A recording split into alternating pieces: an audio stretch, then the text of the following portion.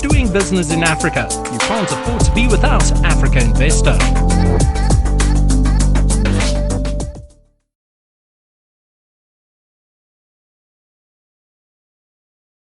Finally, but not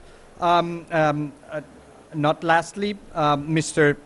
Theis Simonsen. He's the CEO at the Card, and he will showcase a digital carbon credit capital mobilization and project development platform. So thank you very much. The floor is yours.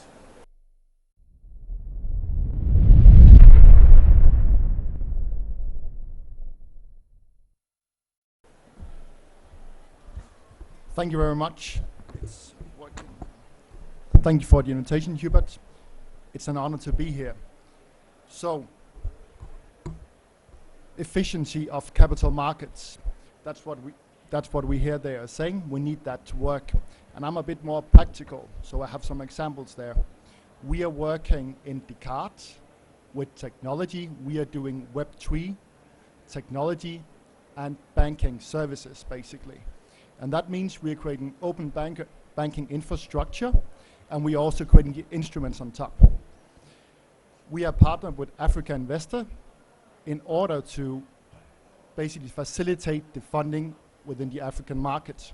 We already have 3 projects there, one in Kenya, one in Mozambique, and one in Zambia. We also have partner projects in Denmark, actually. And I'll try to give some examples here. So we need to pick up the pace, basically. How can we pick up the pace? So if we look at mobilization, one of the first thing is, how do we mobilize money in the early phase of the project cycle, basically?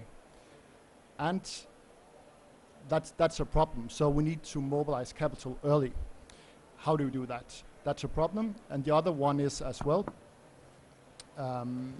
basically transparency, we can say, whatever we call it, transparency, liquidity of the project, so the investors trust the projects, and I'll get back to that. Then if we look at the deployment as well, that's our 2 main focuses. We have created a direct model also for governance, collaborating with the locals, basically the governments and the investors. And we call it like a circular economic model, where we try to actually collect them all in the same framework and instrument. So if I go down to, this is a bit annoying actually, so I'm trying to do my best. So if we go down to what we actually created, so first of all, we created a platform. And the open banking platform, what it can do that you can place your instruments there, it can be exchanged, it can be traded globally, openly for all. So that's the first thing.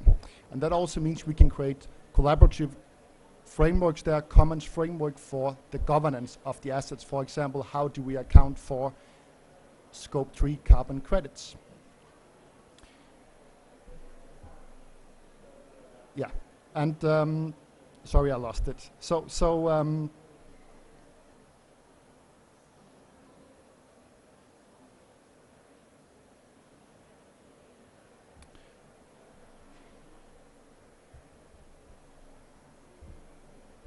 I'll be back now. So what we did here, so we had a customer, like an investor, a big enterprise. They had problems. They want to have Scope 3 CO2 offsets, basically. And they came to us to ask, how can we do that?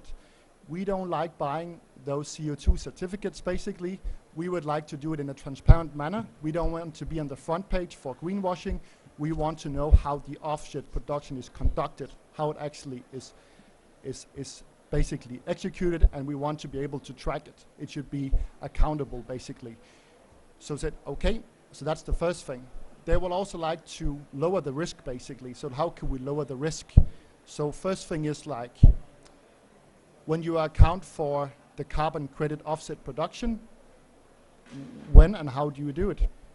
So you can account for the future. That's a dangerous approach. So we said, no, we are going to account on what actually has been produced. So we account the delta year over year after the production has taken place.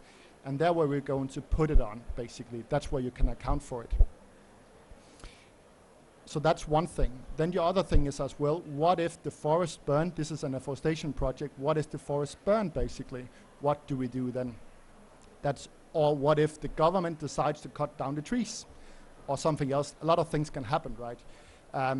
And the same problems we have in Europe as well. How do we protect the forest, basically? So again, there they want to get in and be able to proxy ownership of the forest and get the right guarantees in place, basically. So we created that as well. So it ended up being an instrument, we call it NFT. It's just a unique contract representing an underlying, basically, piece of land with a forest. And that gets you basically the right to the offset production of that land over time. And that means then the customer of this CO2, they basically become the investor as well. They both invest the money, but they also take the output. So they're in from the beginning of the project. They take part of the risk because it's transparent. So they finance this project from the R&D phase, basically. And now when the project is going live, meaning the trees coming up off the ground, they can either keep the CO2 offset themselves or they can sell it directly on the marketplace. Simple and easy. So it's tradable and easy for them to use. They have the convenience of handling the risk because of the transparency. So they're happy. It sold out. It went pretty quick. So that's basically what we do. We create the technical foundation for making that happen, and then we create the financial instruments on top. So that's a concrete example. And more than the tradability issue and the standards of the Scope 3 offset emissions, that's very important. What can we account it, what can we not account in, and so forth.